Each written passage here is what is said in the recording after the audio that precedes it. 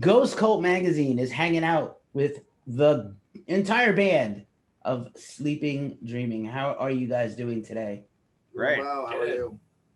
I'm well. I'm hanging in there. A little tired, but I'm good otherwise. And why don't you go around the studio there and introduce yourselves? I'm John. I play bass. Brian, drums? And I'm Tim. I play everything else, I guess. There you go. There you go. Fantastic brand new album just released a few weeks ago. M in Clemens, if I pronounced that correctly. And really cool. Love the post rock, post metal vibes. And you guys have been around for a while in my hometown of NYC. Why don't you give us the comic book story origin one? How did these Avengers assemble into this band? All right. I guess There was Porter. yeah, so Brian and I used to play in a band a while ago. And that was actually kind of a post-rock band before post-rock was a little bit more, but more along the lines of Slint.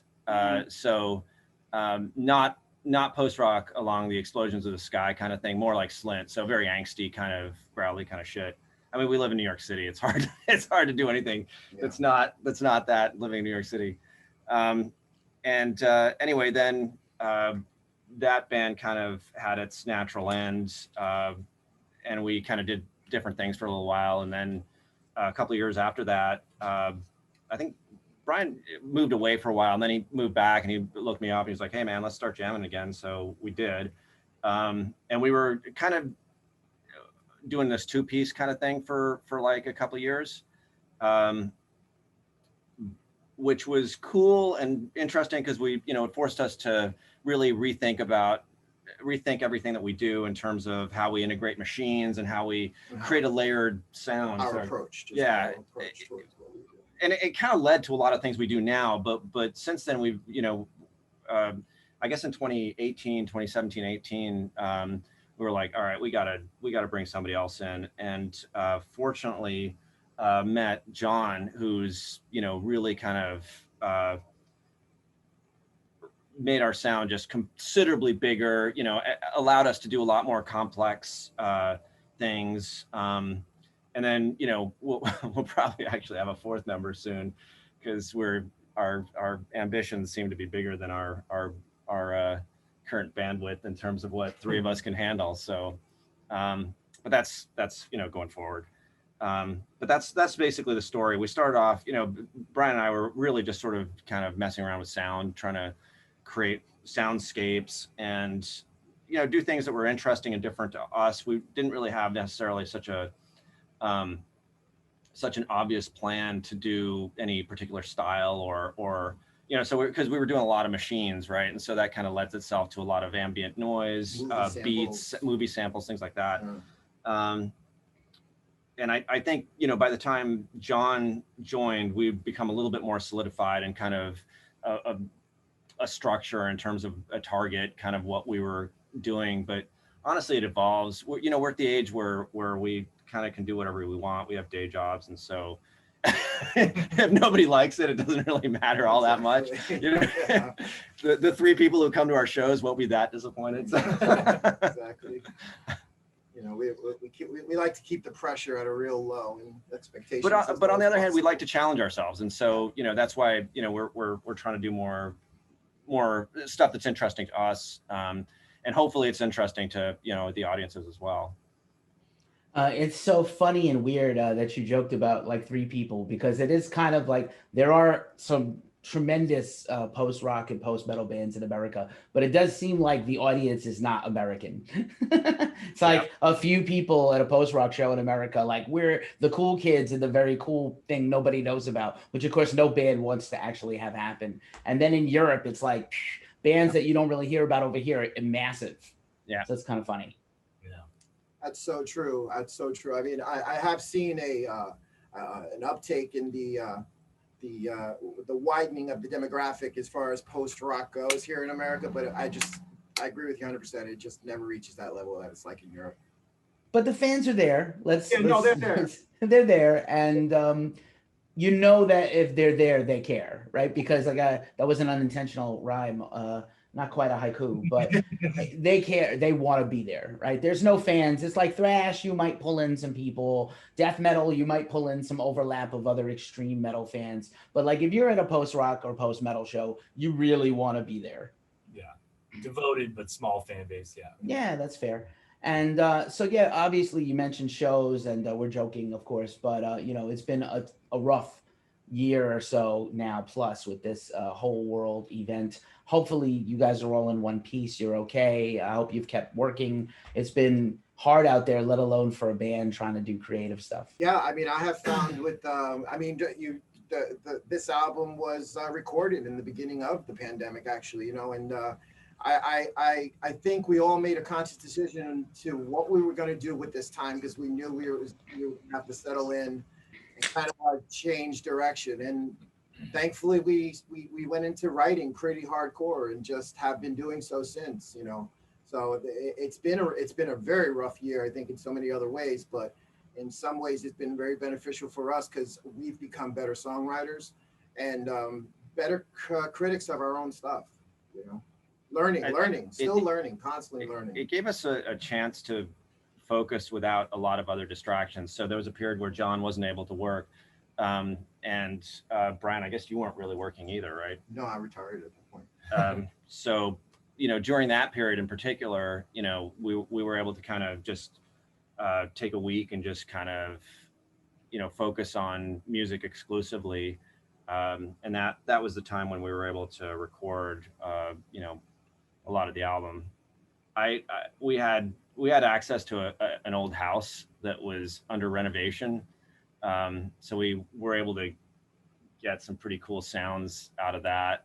I'm not, you know, hopefully it all kind of translated into the album, but that's kind of the story of the recording of it. We kind of lucked out in the fact that we knew people like who summer camp for 4 days, basically. Yeah. kind of. And we did it in like May of last year, so it was like really at the kind of the peak of the COVID lockdown.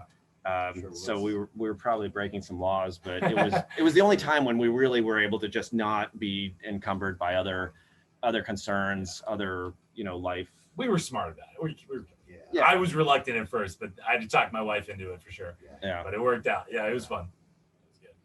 All right then, safety first, but I'm glad you got the record done, and it is awesome. I'm rather enjoying it, and it definitely went back and I listened to the earlier release, and I was like, oh, you know, there's definitely a progression here. I really love, if I had a favorite on this record personally, it's Sojourner's Tale. For whatever reason, just hits all those spots for me. And I even, you know, I think I can guess at some of your collective influences, but I wanted to hear first if any of you have a favorite track on the record, or is it just like one piece for all of you? Mine would be Prayer Hands. Ah. Yeah. I mean, and I'm not really sure why. It's just one of those that just... It's got a good beat and it's easy to dance to. It makes me tap my foot to it, you know? I give it a 14 out of 14. Sorry, I'm old. Never mind. That's okay. I got that reference because I'm also old. So. All right. Yay. Nice. You know. I think I like the first track on there, the Fireflies, because that one we wrote like kind of on the spot. Well, not on the spot, but like it came together while recording it.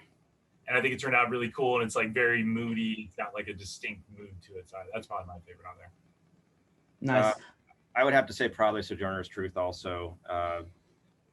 I tend to be the guy who likes the more heavy music in our band. I'm always kind of pushing that direction. So that's why I kind of like that one. I push the emo, he pushes the shoegaze, and he pushes metal. That's how it works. So there it is. That's how it happens. That's what happens. Yeah. I love this is kind of funny. There's a funny line from a friend of mine who says that post rock specifically is like the jam band music of metal, but for smart non-hippies.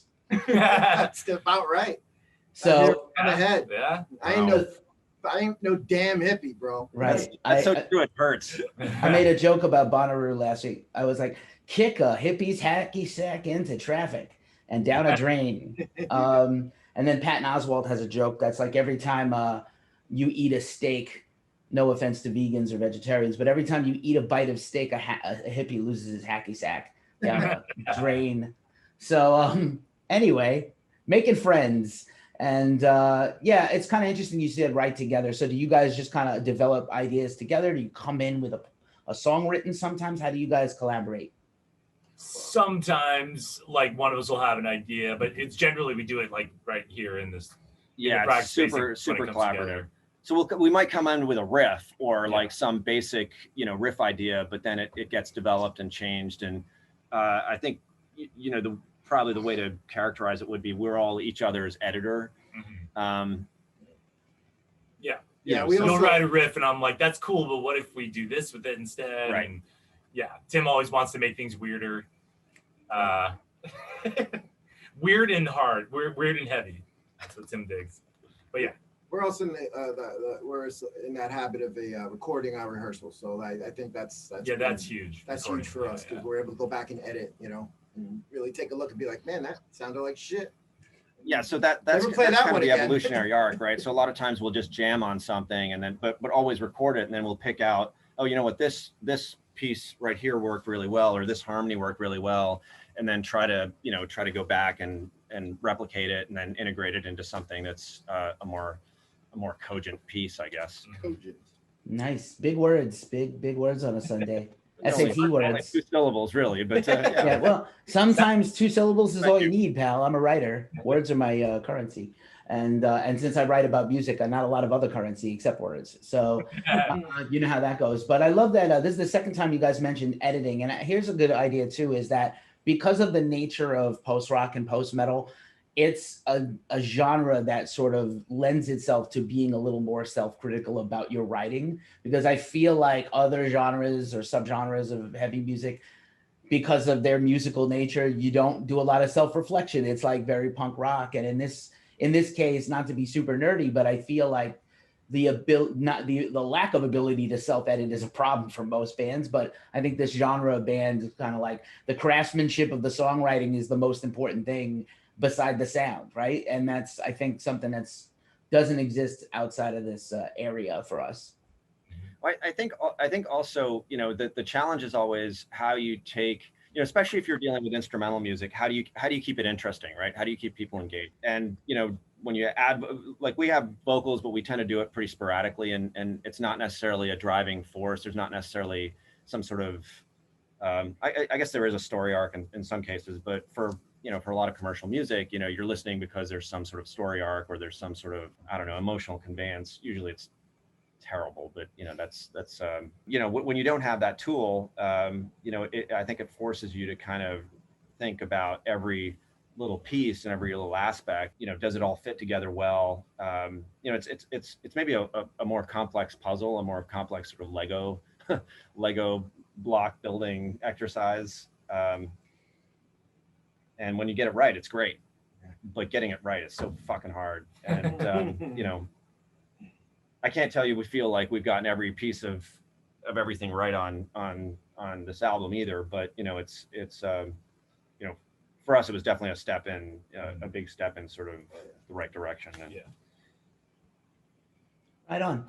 When do you guys think you will be comfortable enough to play a gig? I know New York City is starting to reopen. I'm keeping my fingers crossed for whoever's left standing among the venues that I love. But when do you guys think you'll feel comfortable to do a gig? Couple months probably, maybe sooner if they.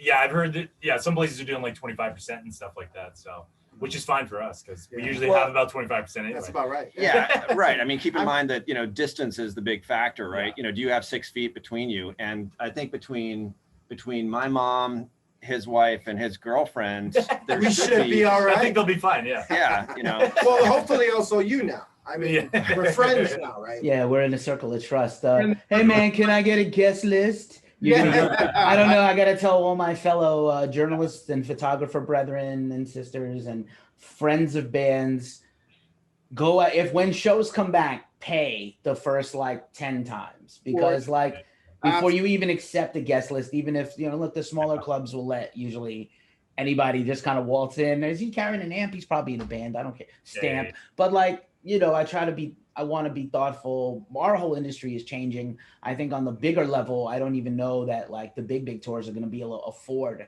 a buy on for tickets after. And I was thinking about Gojira Deftones, and I was like, maybe I'll buy a ticket and ask to shoot it, which is always a crapshoot for bigger bands. But like, yeah, I think things are going to change in terms of going out to shows, and fans and friends, please be gentle to your band friends. They need every dollar right now. Yeah. I mean, we've been talking about the Posse doing a show soon. It's just a matter. I think we're kind of seeing how it happens, how it works out, and then we'll probably get in there. Hopefully by the summer. Yeah. Right on. Hope so. And any thoughts? I know it's kind of a crapshoot technology wise, but any thoughts? Have you guys thought about doing any kind of live streams or in the studio jams, or is that impractical for the music you make? We'd have to figure some stuff out how to do that well, because it'd be more fun to have like someone shooting us more dynamically rather than just like a static camera like we have here. Also, the issue is sound. Yeah, you know, sound. We're in a pretty small space, as you can see, and so to get sound levels right, so it's not all muddy and just sort of a big wash of noise. Yeah. I mean, dude, I've seen a bunch of bands do it, so I know it's completely possible, but we just haven't really thought enough about it. I know like St. Vitus in my neighborhood was doing live streams on their stage last week, which is kind of cool. That's great. We played there once. We were supposed to play there actually last April. Yeah. And then of course that didn't happen. But We'll be back. something like that would be amazing. That would be cool. So St. Vitus, support it. Yeah. Support your local. Yeah. St. They need Vitus, help. very important. That's our favorite venue, both they're to gonna- play at and to go to. yeah. Mine too. It's historically my favorite place. Ever since Wonderful rock. people, just great people. Yeah. No bad things to say about them. Word. Shout out to everybody involved over there. They've always been supporters. I've done a whole year of these interviews basically over a computer, and a lot of mine were at Vitus. I was there every week basically for years. So yeah, good times. I like to, as we wind this down, I like to always end with a couple of wildcard questions. So if you'll humor me, hopefully this will be fun for you. And I love to start with, what was the worst day job you've ever had outside of playing in music? Oh, that's easy for me. I don't know. Go for it. Yeah. All right. So you ever see the movie Forrest Gump? Yes. All right. So the town that he made all his money in was Bayou Battery, Alabama. I lived there, and I shit you not, I worked on a dock unloading shrimp boats from their shrimp, old shrimp. Sometimes it was a little stinky. More often than not, it was really stinky. It was a terrible job. I would get home and just be like reeking of shrimp and fish. And but I met a lot of cool people, and it's exactly like the movie portrays it. That was the worst job I ever had. So I had the bright idea to get into at my young early age into fixing the gas lines here in New York City. What I didn't realize is to get to those gas lines, you have to break the concrete. And that involves this machine that probably weighs a jackhammer that weighs just about as much as me, if not more. So I lasted probably about, I think, a month or so. And I was like, you know what? I can't hurt my hands. I can't do this. Is bad on my hands. So I was out. That was it, Mine was probably when I was like 15. I had a friend whose dad was like a campaign manager for a guy running for governor, and I had to do like cold calls to these people. I hated it so much. It was a nightmare, the worst. Brutal stuff. I loved. You learn a lot about people by finding out about what they're willing to do. I've had my share of bad ones. For a last question, I normally do the desert island disc question as a spaceship playlist. So we'll do the whole band instead of each guy, because it could be a while sometimes to put three people on the spot and ask them to name their favorite albums. But let's say you guys are getting in the spaceship tomorrow. Tesla gave you guys 3 tickets and you're going into space, and you could pick 2 albums for the playlist, each guy. Oh God. What are your albums? All right. So hard. So Rick Astley, I think, was one of the ones you wanted to. Huey Lewis in the News, sports. No brainer. I actually do love that album. How about Spiritualized, ladies and gentlemen, we are floating in space. Okay. That's a definite one that has to go. I'm going to go with an outlier here and say Massive Attack's Blue Lines. Whoa, that's Attack. Not an outlier on my end, bro. That is that's an album I could listen to over and over again for like a really long time. Nice. There you go. Can I add one more just in case? We got an extra.